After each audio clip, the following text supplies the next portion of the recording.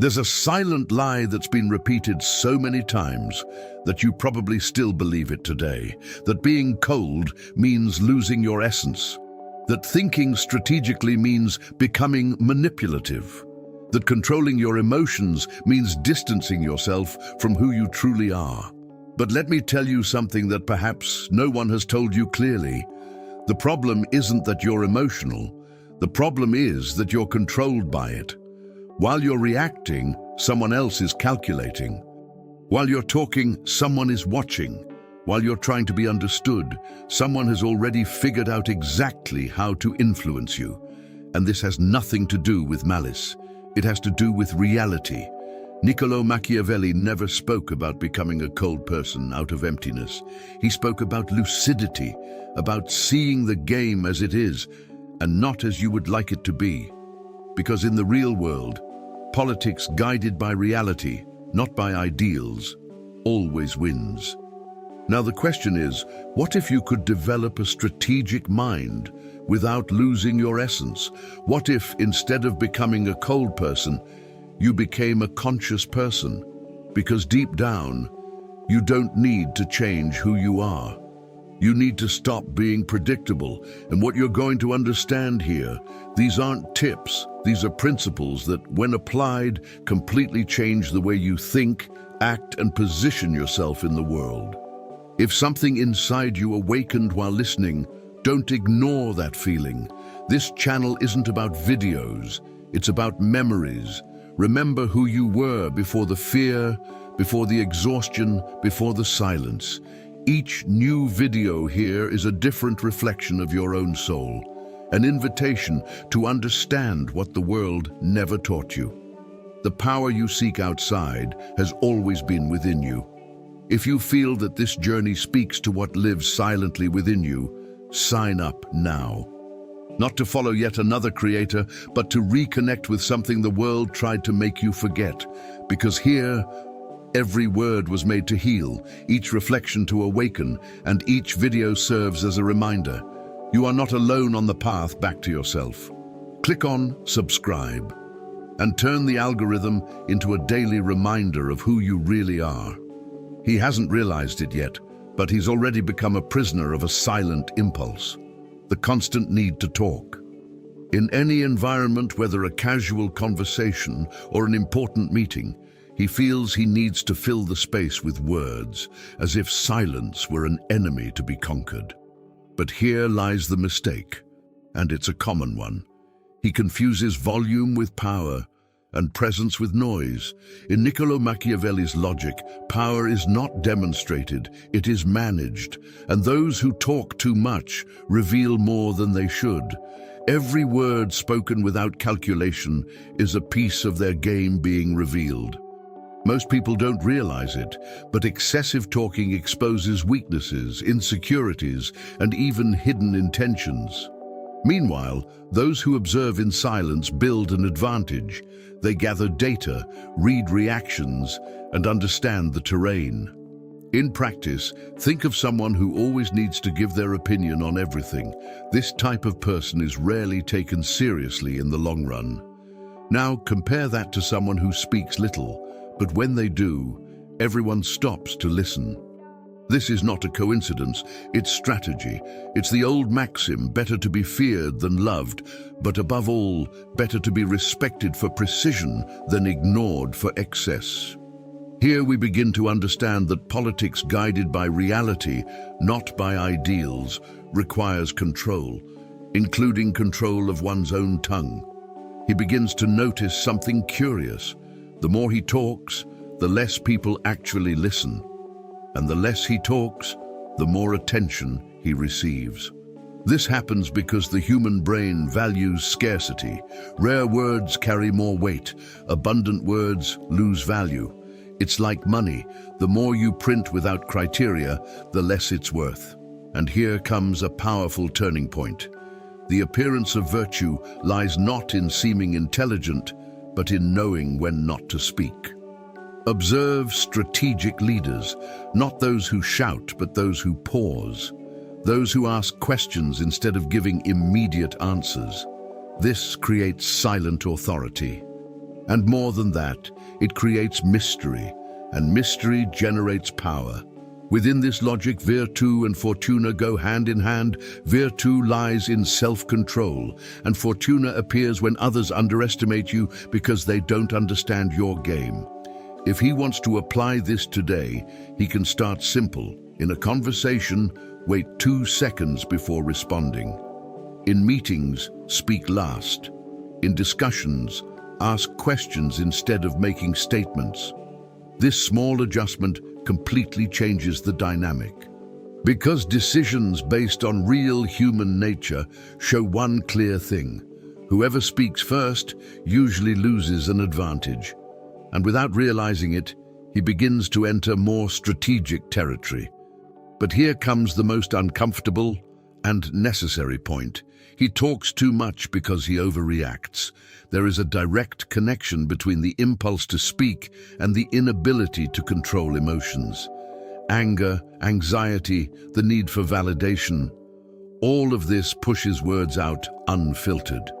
And this is exactly where most people fail, because it's not about communication, it's about internal control. The strategic man understands that true power lies not in responding quickly, but in responding correctly. And this requires constant adaptability. At times, silence will be the best response. At others, a short phrase will suffice, but never, ever, an impulsive reaction. Because in the real game, not the ideal one, the end justifies the means when the objective is to maintain an advantage. And as he begins to reduce the external noise, something starts to emerge internally. Clarity. He begins to perceive patterns, hidden intentions, and invisible games happening around him. It's like stepping outside the conversation and starting to observe the entire chessboard. And it is precisely at this point that the next skill emerges that separates the ordinary from the strategic. He begins to notice something unsettling. It's not what's happening around him that weakens him. It's how he reacts. Small provocations, veiled criticisms, glances, delays, ignored messages, all of this triggers automatic, almost instinctive responses in him. And it is precisely here that most people lose the game without even realizing it. Because reacting emotionally means becoming predictable, and whoever is predictable is controllable. In the cold logic of Niccolo Machiavelli, power lies in the ability to maintain control even when everything around you tries to take it away. The man who reacts reveals his position. He shows where it hurts, what affects him, what destabilizes him. And from there, anyone even slightly attentive can manipulate him with surgical precision. That's why, in a real game, the calculated use of force begins with internal, not external domination. Consider a simple situation. Someone provokes you in public. The impulsive reaction would be to respond with the same intensity, perhaps even stronger. But the strategic person observes, breathes, and often doesn't react. And that completely shatters the other person's expectations, because the other person expected control. They expected you to play their game. But when you don't play along, you change the rules. Over time, he understands that reaction is different from response. Reaction is automatic, emotional, quick. Response is constructed, cold, strategic. And this difference changes everything. While reaction is a reflex, response is a choice. And it is this choice that builds real power. Better to be feared than loved doesn't mean being aggressive. It means being unpredictable in just the right measure. A practical example. When receiving criticism at work, instead of immediately justifying or refuting it, he can simply say, "Interesting, I'll analyze that." That's all. No confrontation, no submission. This creates a neutral zone where he maintains control of the situation. Politics guided by reality, not by ideals, shows that not every battle needs to be answered. Some need to be strategically ignored. And here's something even deeper. avoiding being hated also involves not reacting impulsively, because often it's not what you say, but how you react that generates unnecessary conflicts. The strategic man doesn't spend his time putting out fires. He prevents them from starting. But the true level begins when he understands that controlling the reaction is not about suppressing emotion, it's about mastering it. It's not about pretending not to feel, it's about deciding what to do with what you feel. This requires training, it requires awareness, it requires presence, and above all, it requires a change of identity, because most people live on emotional autopilot.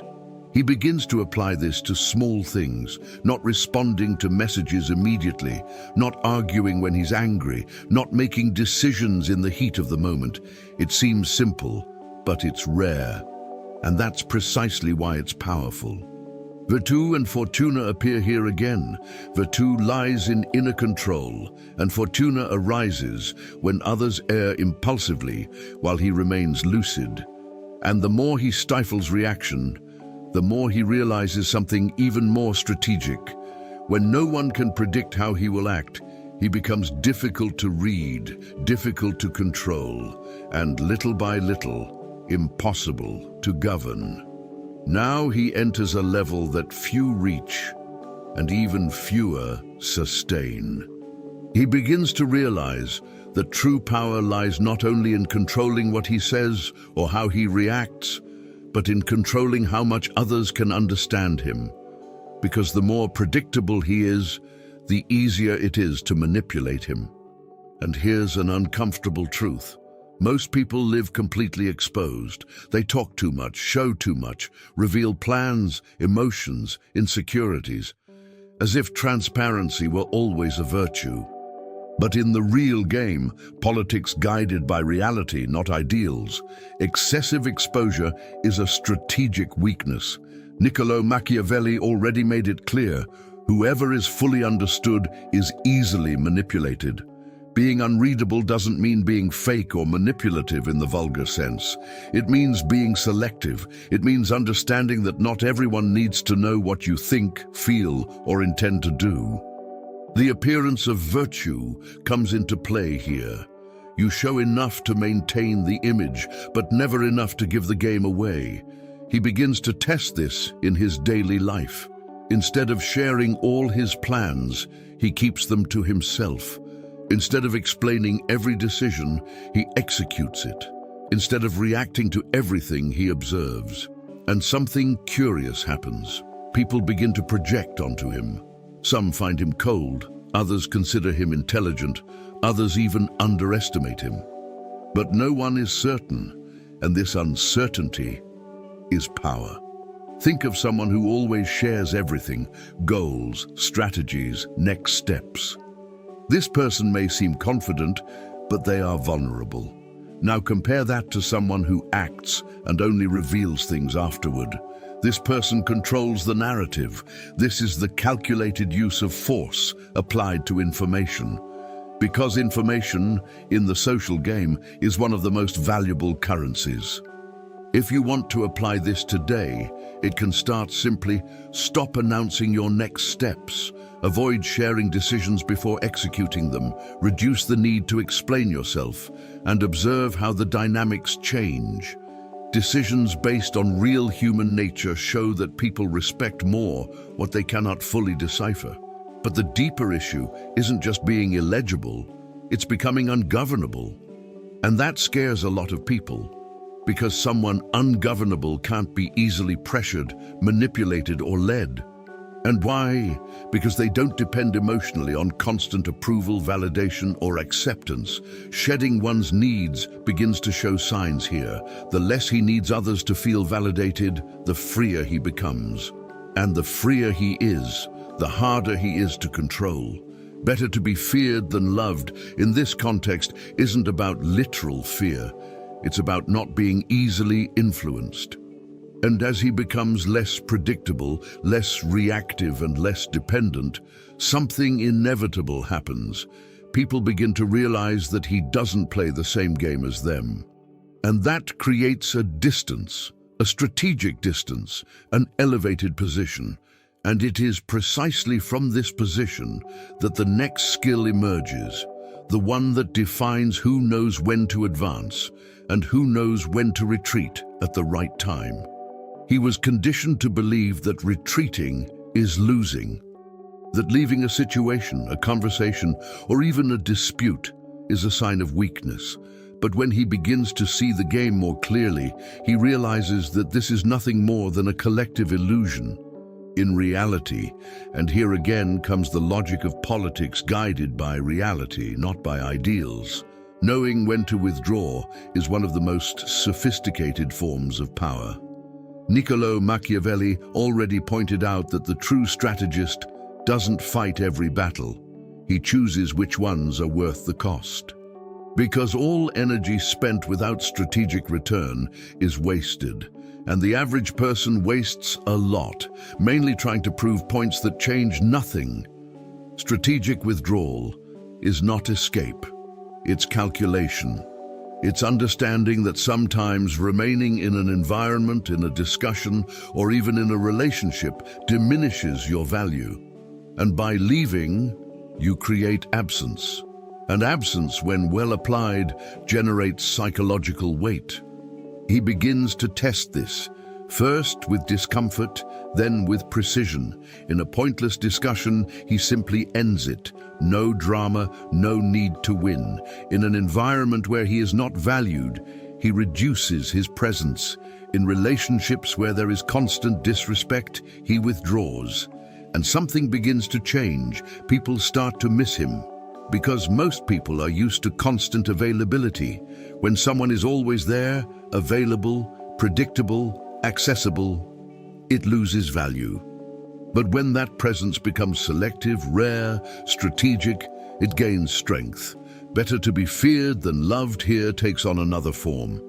It's not about direct fear, but about not being easily accessible. In practice, this can be applied simply. Don't always respond immediately. Don't accept every invitation. Don't engage in every discussion. It seems small, but it completely alters how others perceive you. Virtue and fortuna reappear. Virtue lies in the self-control to withdraw, and fortuna arises when others feel the impact of your absence. But the deepest level of strategic withdrawal isn't just in outward behavior. It's in mindset.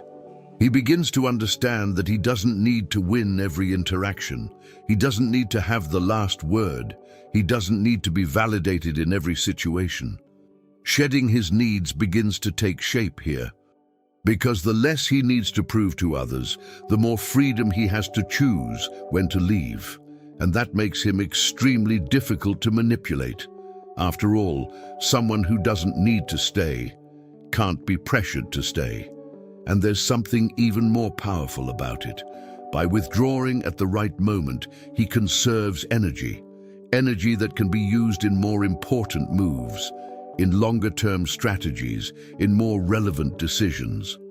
That's calculated use of force, not wasting it where there's no return. And as he learns to retreat with precision, an inevitable need arises to better understand those around him. Because to know when to advance or retreat, he needs to begin to see people's true intentions. Here, he enters even more uncomfortable territory because he shatters one of the greatest social illusions, the idea that trust should be given easily. From an early age, he was taught that trust is a virtue, that believing in people is a sign of character. But when he begins to observe the world more objectively, he realizes that this is often naivety disguised as kindness. In Niccolò Machiavelli's strategic vision, it's not about living in paranoid distrust of everything and everyone, but about deeply understanding true human nature. And this nature is driven by interest, emotion, convenience, and context. Decisions based on true human nature require him to see beyond words, to observe patterns, attitudes, and above all, inconsistencies. Studying them all means this: not just listening to what they say, but analyzing what they do. Because words can be manipulated, behaviors not so much, And whoever masters this reading begins to play on another level. He begins to pay attention to details he previously ignored, who changes their demeanor depending on who is around, who promises a lot and delivers little, who praises in public but criticizes in private, who only shows up when they need something. These signs were always there, he just didn't see them. In practice, this can be trained in a simple way. Observe how people treat those who have nothing to offer in return. A clerk, a subordinate, a stranger. This reveals much more than any speech. Politics guided by reality, not by ideals, shows that character is not in what a person says they are, but in what they do when they don't need to pretend. And here's a crucial point. The appearance of virtue is one of the most widely used social tools. Many people seem trustworthy, upright, even noble, but that's a facade. And the strategist understands that appearance is not essence. That's why he observes, tests, validates over time. But perhaps the most important point is this. Not trusting doesn't mean isolating yourself. It means trusting gradually, strategically, proportionally. He doesn't give anyone total access immediately. He observes first. He tests with small pieces of information. He assesses reactions. This avoids something that destroys many, premature exposure, because when you trust too quickly, you give away your advantage too soon. And in the real game, where the end justifies the means, not everyone will use that advantage ethically. Virtue and fortune come into play here again. Virtue lies in the ability to read, and fortune appears when he avoids traps that others fail to see. And the more he observes, the more he realizes that the world is far more strategic than it appears on the surface. And by understanding others better, an even more powerful realization emerges. Sometimes there's no need to say anything, because silence, when used well, reveals more than any word. He begins to realize something that completely changes his way of positioning himself in the world. Silence is not absence. It is concentrated presence. For a long time, he believed that he needed to position himself all the time, answer everything, justify every decision. But now he understands. Those who explain themselves too much weaken themselves. In the cold logic of Machiavelli, silence is one of the most sophisticated forms of control, because while everyone is talking, exposing themselves, trying to prove something, the one who remains silent observes, gathers information, and maintains an advantage. This is the calculated use of force applied to communication. Silence, when intentional, generates discomfort. And discomfort makes people talk more, reveal more. It's almost automatic. In a negotiation, for example, whoever breaks the silence first usually gives in. In a tense conversation, whoever endures the silence controls the pace. This isn't theory. It's pure practice based on decisions grounded in real human nature.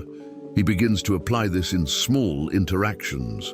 When someone tries to provoke him, he doesn't respond immediately. When he receives an intrusive question, he simply doesn't rush to answer. Sometimes he responds with another question. Other times with a pause. Consider a common situation. Someone asks about your plans, your earnings, your next steps. Before, you would answer everything, almost reflexively. Now, you choose. You might answer superficially or simply change the subject. And that completely changes the dynamic. Because the appearance of virtue also lies in seeming approachable without being completely open. In practice, he can train this on 3 levels. First, avoid responding in the heat of the moment. Second, use pauses before speaking. Third, learn not to fill every space with words. It seems simple, but this puts him ahead of most, because most people can't stand their own silence. But the deepest level of silence isn't just in what he doesn't say. It's in what he communicates without words.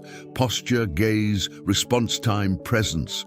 all of that speaks, and often speaks louder than any speech. Better to be feared than loved takes on a new meaning here. It's not about intimidation, but about not being easily accessed emotionally. Those who speak little but with precision create an aura of control, and control generates respect. And little by little, he realizes something even more strategic. The less he speaks, the more others project onto him. They create interpretations, assumptions, even admiration. Virtù and Fortuna reappear. Virtù lies in the realm of silence, and Fortuna arises when others become confused, trying to understand him. And at that point, a new layer begins to emerge. Because he realizes that it's not just what he says or doesn't say, but how much he needs or believes he needs the things around him. Now he reaches a point that few have the courage to face, because here it's no longer about external behavior, but about internal structure. He begins to realize that a large part of his decisions and weaknesses come from something simple: need. The need for approval, for attention, for recognition, for belonging. And as long as these needs dominate, he will remain manipulable. In Niccolo Machiavelli's strategic vision, whoever depends too much on something or someone loses autonomy. And whoever loses autonomy loses power. This is brutal, but true. Politics guided by reality, not by ideals, shows that the world does not reward need, it exploits. Every unresolved need is an open door. Want attention? Someone can control you with validation. Want approval? Someone can manipulate you with rejection.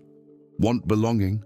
You accept things you shouldn't, and without realizing it, you begin to negotiate your own integrity. He begins to identify these dependencies more clearly. That urge to respond quickly so as not to seem uninterested. The need to over-explain so as not to be misunderstood. The impulse to please in order to maintain relationships. All of this, previously invisible, now becomes evident. And here's a practical twist. He starts testing the opposite. He doesn't respond immediately. He doesn't always justify himself. He doesn't constantly seek approval. And something curious happens. He doesn't lose the right people. He loses the wrong ones. This is profoundly strategic. Because avoiding being hated doesn't mean pleasing everyone. It means not putting oneself in positions of emotional submission. And the less he needs to be accepted, the freer he becomes to act with precision. If you want to apply this today, you can start with something simple, saying no without over-justifying, refusing invitations that don't make sense, getting comfortable with the discomfort of not pleasing others. It seems small, but it changes everything. But the deepest level comes when he understands that true freedom isn't about having everything, it's about needing nothing. And that completely changes the game, because those who don't need anything don't despair. Those who don't despair don't put themselves at risk, and those who don't put themselves at risk maintain an advantage. Better to be feared than loved here becomes something even more powerful, not being dependent on being loved, because when you need less, you choose better. Relationships, decisions, paths, everything becomes more selective. Virtue and fortune come into play once again. Virtue lies in detachment, and fortune appears when one does not fall into the emotional traps that ensnare most. This is constant adaptability, not reacting out of necessity, but acting by choice. And as he becomes less dependent, less predictable, less accessible, an inevitable consequence arises. He begins to move more quietly, more strategically, almost invisibly. He now understands something that completely changes his way of acting. It's not necessary to announce a move to make progress. On the contrary, the more he talks about what he's going to do, the less power it has. There's a silent trap in sharing plans, ambitions, and strategies ahead of time, and most people fall into it out of vanity or a need for validation. In the logic of Niccolò Machiavelli, the true strategist doesn't reveal his intentions. He reveals results. Because while you talk, others prepare. While you show, others adjust. And often while you announce, you lose the element of surprise. This is the calculated use of force in its purest form. It's not about hiding out of fear, but about concealing strategically. Politics guided by reality, not ideals, makes it clear. The world doesn't reward those who announce. It rewards those who deliver. He begins to apply this in his daily life in an almost imperceptible way. Before, he shared ideas that were still immature, plans under construction, goals that weren't even consolidated. Now he keeps them to himself. He works in silence. He adjusts, he tests, he makes mistakes out of sight, and when it's finally shown, it's already finished. Think of someone who talks about starting a business, changing their life, beginning something new, but never actually does it. Now compare that to someone who disappears for a while and comes back with concrete results. Who has more impact? Who generates more respect? Virtue and Fortuna reappear. Virtue lies in silent work, and Fortuna arises when the result surprises. In practice, he can apply this by avoiding sharing plans in their early stages, reducing exposure on social media, and most importantly, replacing talk with action. Decisions based on real human nature show that people respect what you prove more than what you promise. But the deepest level of moving in darkness isn't just about hiding plans. It's about not relying on validation during the process. Because when you need recognition before completing something, you weaken yourself. Shedding one's needs connects directly here. He no longer needs anticipated applause. He doesn't need constant approval.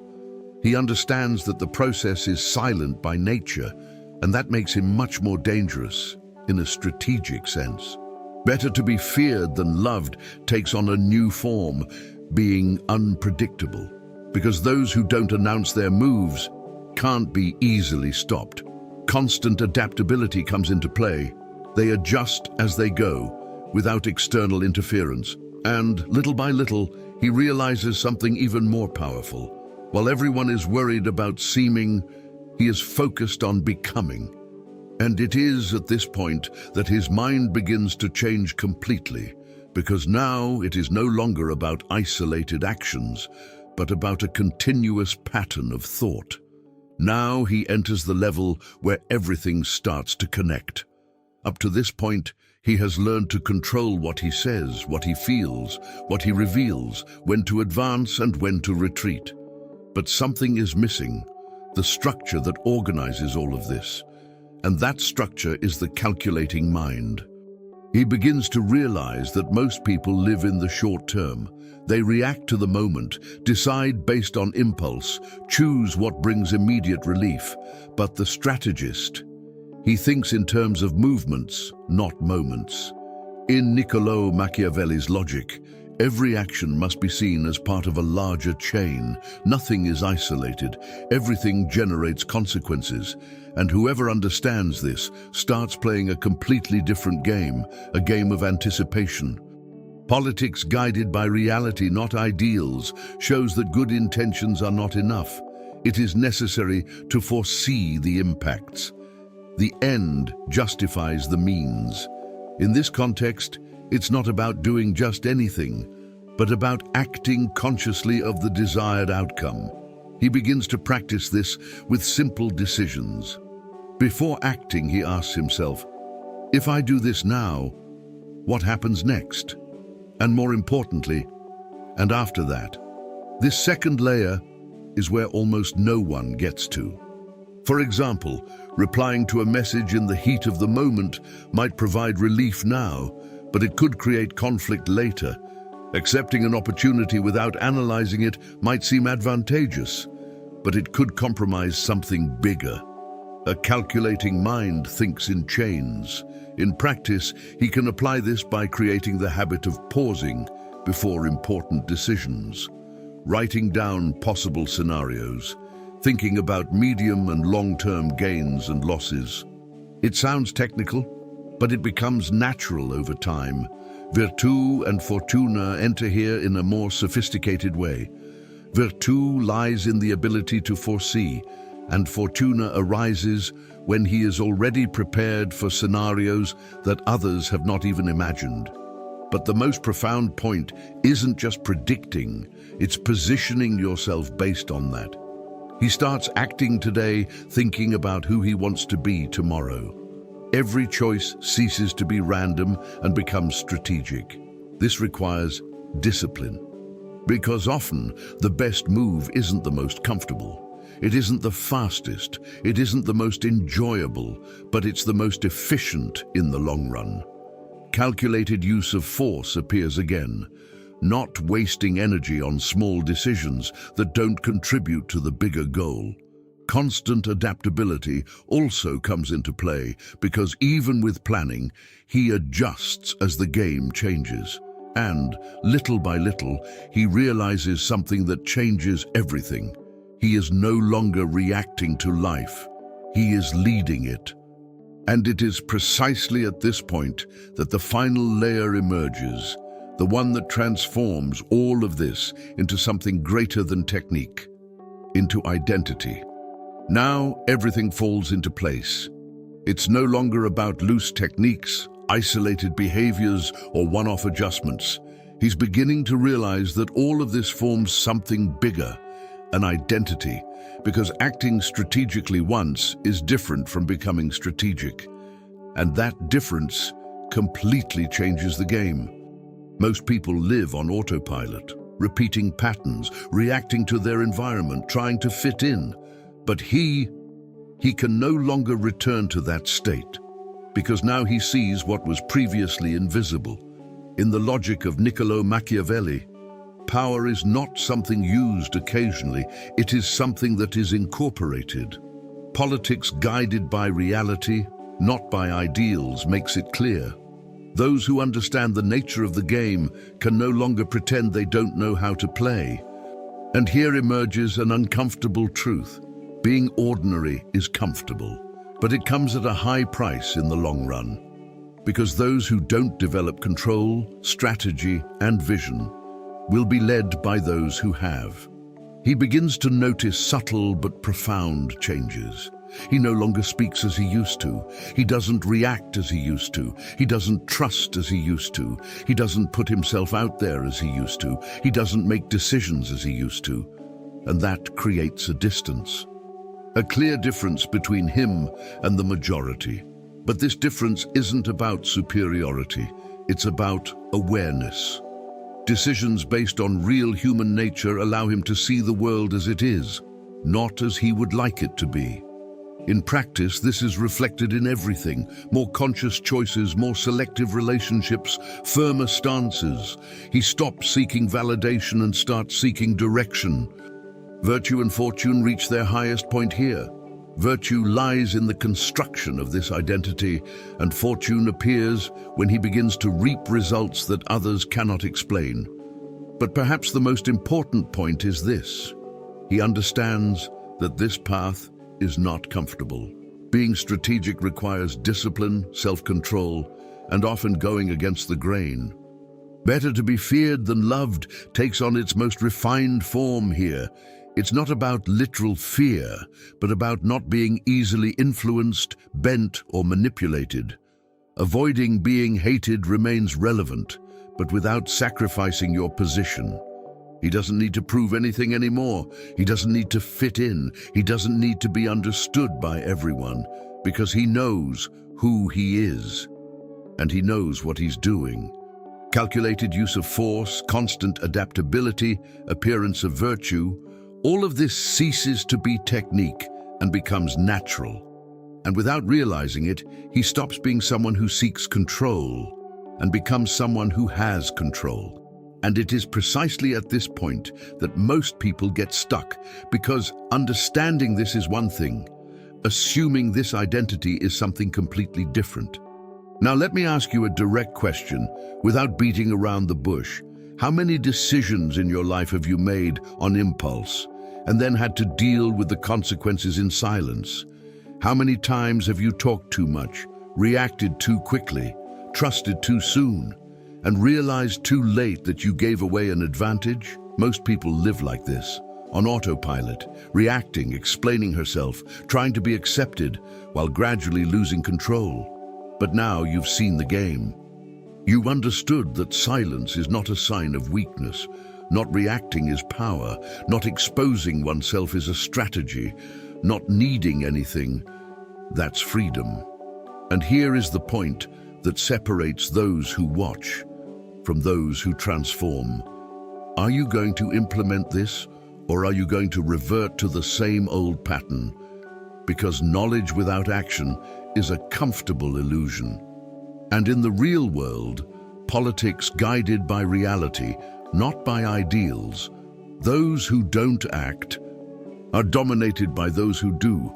So it starts simple. Today, speak less than usual. Wait before reacting. Observe more than what is shown. Don't announce your next steps. That alone puts you ahead of 90% of people.